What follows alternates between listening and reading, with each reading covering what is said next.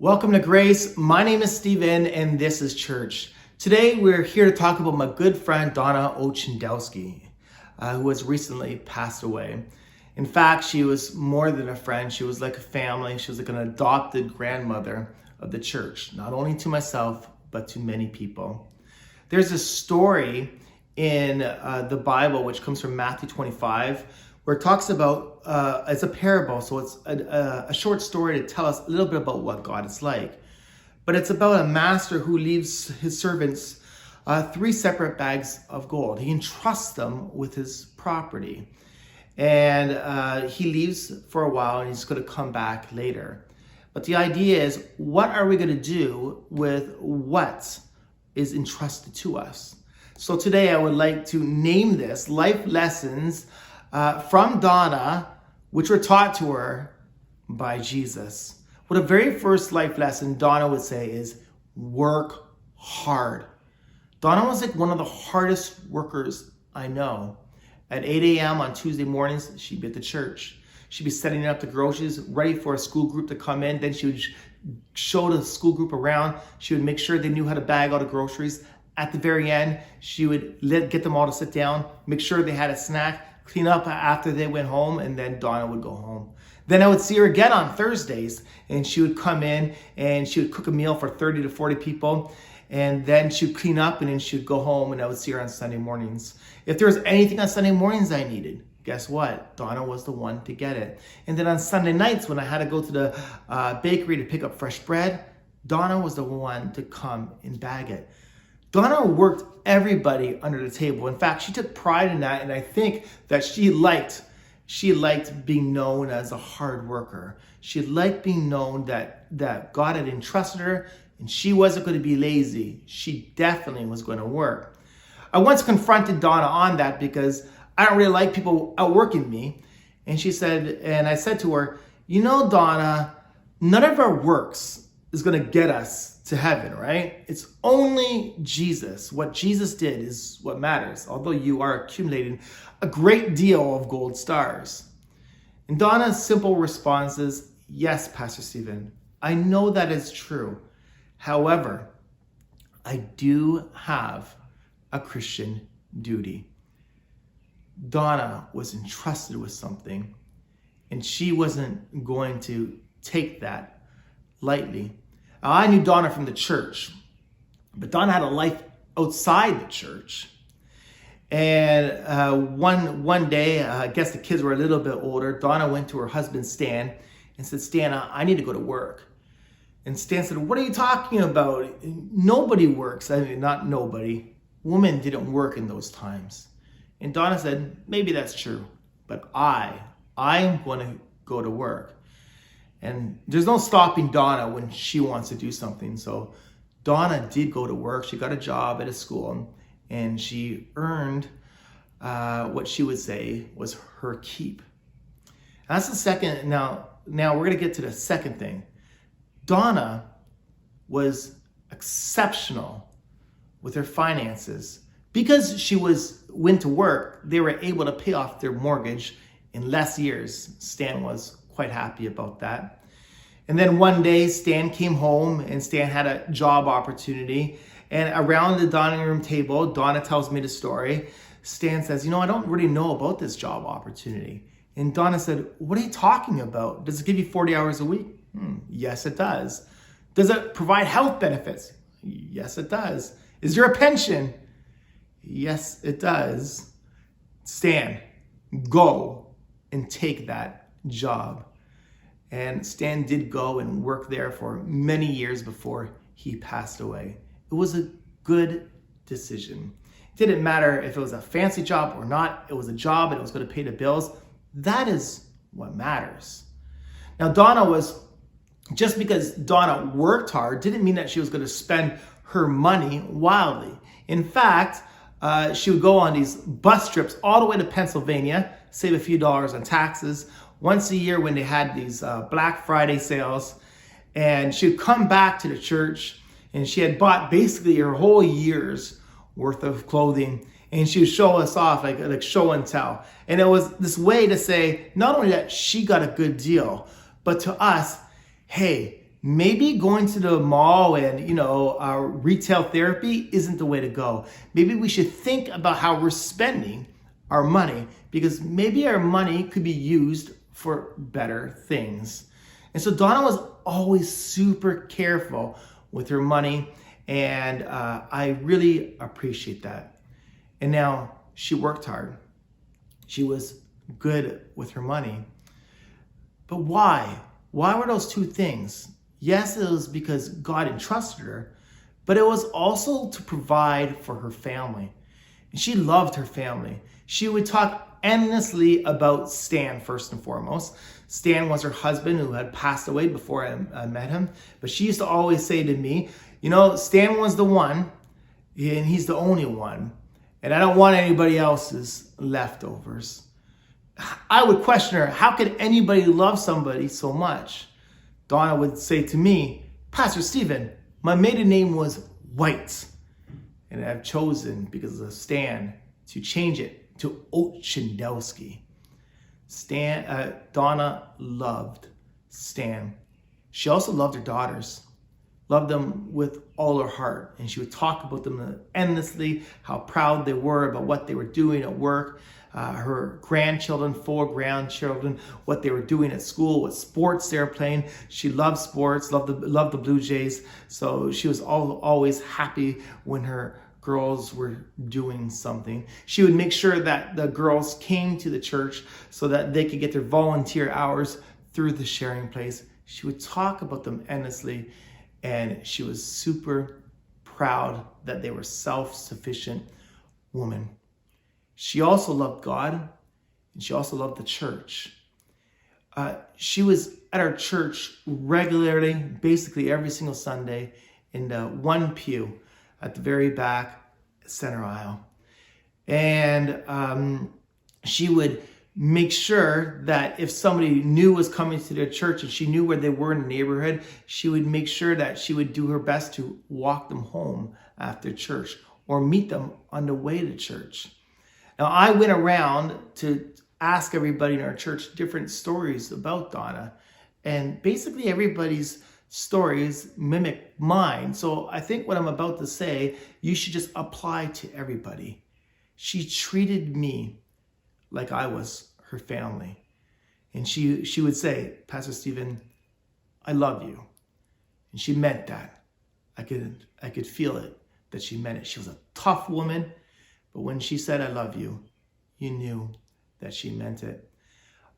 When I first went to the church, she would treat me like a grandma, and she'd make me these meals from home cooked meals, and she'd bring them in. And then I started to gain a little bit of weight. I struggle with that, as you know. And I started to say to Dawna, I go, Dawna, I think I'm gaining weight. And she would proudly say to me, no, Pastor Stephen, you look just fine. But she just looked and she saw what she wanted to see about me. And what she saw was good.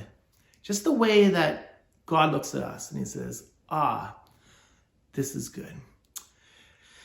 Dawna also made sure that my wife had this huge binder of home-cooked recipes. She wanted my wife to cook some Polish food for me. She's a very nice lady. And then she would bring us to this fish and chip store down at Dundas and Jane Street. It was a Christian fish and chip store. She knew the owners. She gave me the tour. But she really looked after me. Whenever she went to a baseball game, she'd come home with a Blue Jay hat. She was always looking out for me. And again, I say this, that from what I hear, she was looking out for everybody in the same way. When we had children, and I didn't know if we could have children, Dawna made sure to call. Be sure to call and say, Pastor Stephen, I'm happy for you. Pastor Stephen, you're going to be a good father. Pastor Stephen, I'm praying for you. We used to live in this 1920 house, and in the 1920 house, there's this thing called a plate rail that goes around the room, and you put different decorative pieces on it. And Dawna also lived in a 1920 house. I remember once we both needed an air conditioner, and we were deciding which air conditioners we were going to get. I got my air conditioner. She got hers. Months later, I said, Dawna, so how's your air conditioner working? She goes, Pastor Stephen, I didn't turn it on. I said, why? That's a waste of money. Dawna was very close. But anyways, back to the plate rail.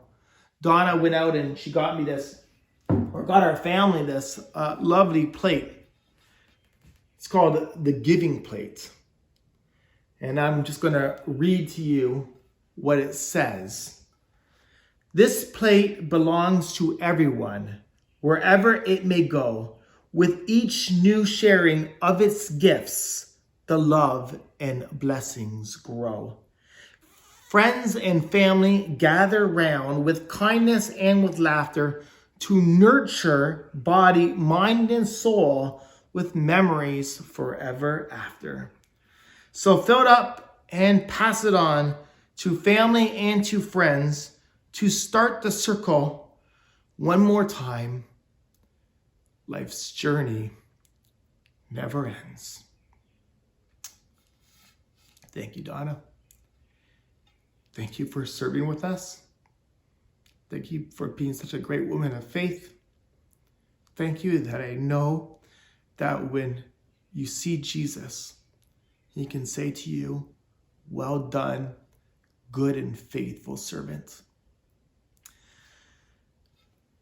Dawna was also exceptional at cards.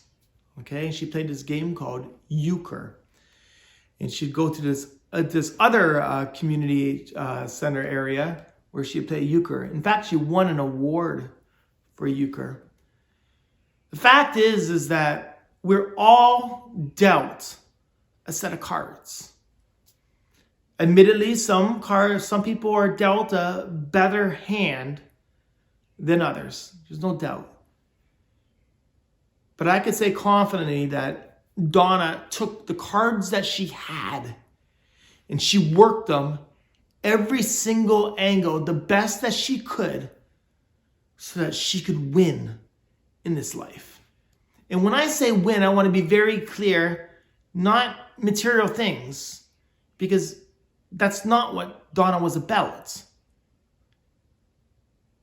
But Dawna was about working hard,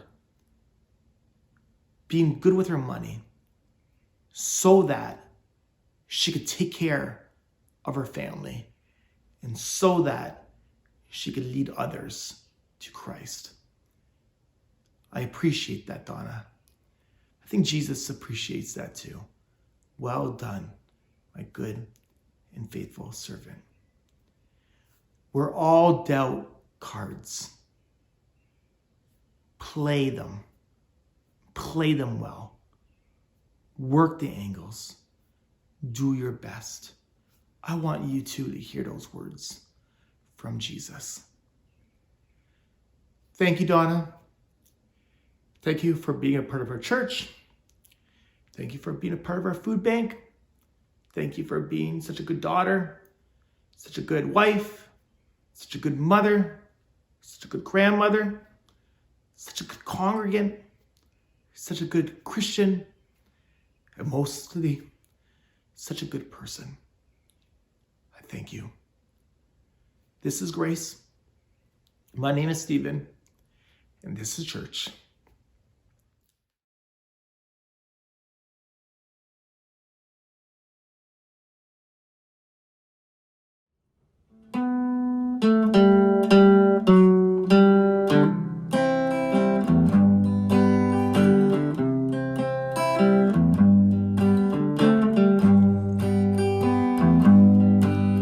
Softly and tenderly, Jesus is calling, calling for you and for me. See on the portal, he's waiting and watching, watching for you and for me. Come home, come home. Ye who are weary, come home. Earnestly, tenderly, Jesus is calling, calling, oh sinner, come home. Oh, for the wonderful love He has promised, promised for you and for me.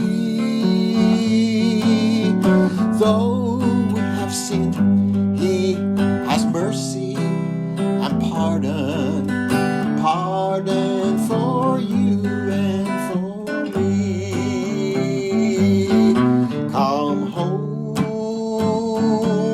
come home. Ye who are weary, come home. Earnestly, tenderly, Jesus is calling, calling, oh sinner, come home.